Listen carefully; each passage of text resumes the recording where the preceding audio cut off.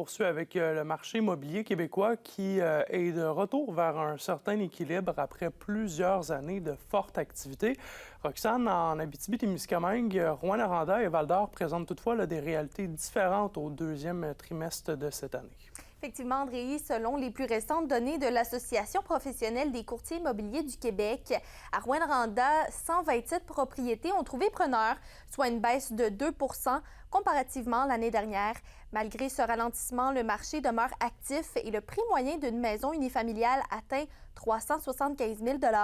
À Val-d'Or, le ralentissement est plus marqué puisque les ventes ont diminué de 11 Le prix moyen des maisons unifamiliales s'établit à 409 000 $.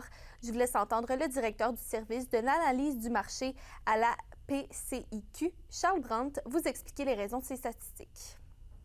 Il y a eu un manque d'activité de la construction au cours des 15 dernières années et il y a eu une forte résurgence de la demande avec la pandémie et donc ça a un petit peu fait en sorte que le marché est resté déséquilibré de manière, comment dire, durable.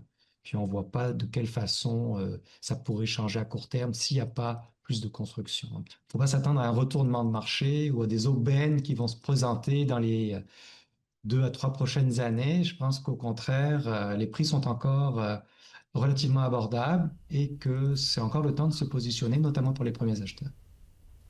Les prix dans la région sont toutefois moins importants que la moyenne québécoise qui est de 523 000 $. Merci pour les détails. Je vous en prie.